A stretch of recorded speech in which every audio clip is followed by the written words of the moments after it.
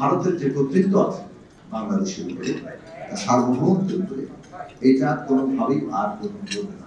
রাষ্ট্র গড়ে উঠে ন্যায় বিচারের উপরে, যে রাষ্ট্র ন্যায় বিচার দিতে পারে না তার সেটা থাকে না। জুলাই গণঅভ্যুত্থান আমাদের সামনে কয়েকটা জনগণের যে আকাঙ্ক্ষা সেটাকে স্পষ্ট করে তুলে ধরেছে, নানাভাবে এটা তোলা হয়েছে। আমরা মনে করি যে জুলাই গণঅভ্যুত্থান স্পষ্ট করে ঘোষণা দিয়েছে যে বাংলাদেশ কোন দেশের কাছে, বিশেষভাবে ভারতের যে কর্তৃত্ব আছে বাংলাদেশের উপরে, সার্বভৌমত্বের উপরে, এটা কোনোভাবেই আর গ্রহণ করবে না। বাংলাদেশ স্বাধীন সার্বভৌম হিসেবে তার নিজের সিদ্ধান্ত নেবে এবং নিজের জাতীয় স্বার্থের ভিত্তিতে পৃথিবীর অন্যান্য দেশের সাথে সম্পর্ক থাকবে। এইটা জুলাই গণঅভ্যুত্থানের আকাঙ্ক্ষা। দ্বিতীয় জায়গা হচ্ছে যে বিভাজন, ট্যাগিং, ঘৃণা, নানাভাবে মানুষের যে বিভক্ত করা, বিভক্ত করে শাসন করার যে কায়দা কানুন, যেটা মূলত ফ্যাসিবাদী কায়দা কানুন, সেটা মানুষ প্রত্যাখ্যান করেছে এবং এটার বিপরীত জায়গাকেই মানুষ আকাঙ্ক্ষা হিসেবে সামনে এনেছে। আমরা দেখছি দুর্ভাগ্যবশত যে এক ধরনের ট্যাগিং, বিভাজন, ঘৃণা উৎপাদন আওয়ামী লীগ ফ্যাসিস্ট আমলে চলেছে।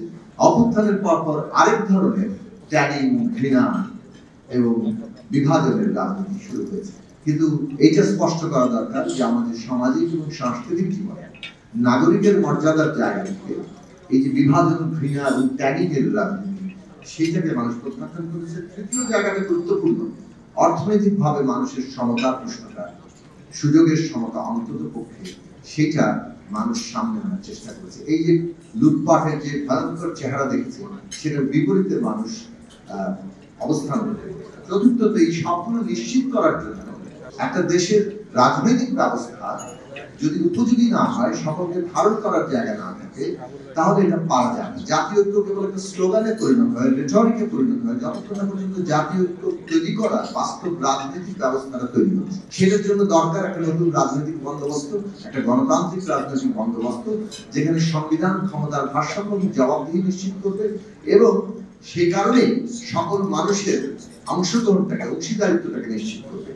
এই জায়গাটাই আমাদের চ্যালেঞ্জের জায়গা। এই সবকিছুর মধ্যে দিয়ে একটা জিনিস প্রতিষ্ঠিত হয়, সেটা হচ্ছে জাস্টিস, যেটা রাষ্ট্র গড়ে উঠে ন্যায় বিচারের উপরে, যে রাষ্ট্র ন্যায় বিচার দিতে পারে না তার সেটা থাকে না। শেষ বক্তব্য হচ্ছে এই যে জুলাই অভ্যুত্থান, এটা একটা সম্মিলিত অংশগ্রহণ, কোন একক দল এই অভ্যুত্থানের নেতৃত্ব প্রতিষ্ঠা করতে পারেনি। এটা সকলে মিলে ছাত্র, শ্রমিক, জনতার অভ্যুত্থান হিসেবে সামনে এসেছে। আর সেই কারণে এই অভ্যুত্থান যে গণতান্ত্রিক রূপান্তর দাবি করে, সেটা ন্যূনতম জাতীয় ঐক্যমত্যের মধ্যে দিয়ে করতে হবে।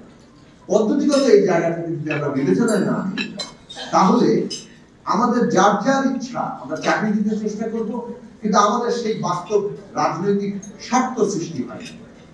ইচ্ছা খুব ভালো, রাজনৈতিক প্রচারও ভালো, কিন্তু এটাকে নিয়ে শেষ পর্যন্ত চাপিয়ে দেওয়ার চেষ্টা সংঘাত তৈরি করবে এবং ফ্যাসিস্ট এবং তার দেশি বিদেশি প্রভুদেরকে এইখানে সুবিধা করে দেবে।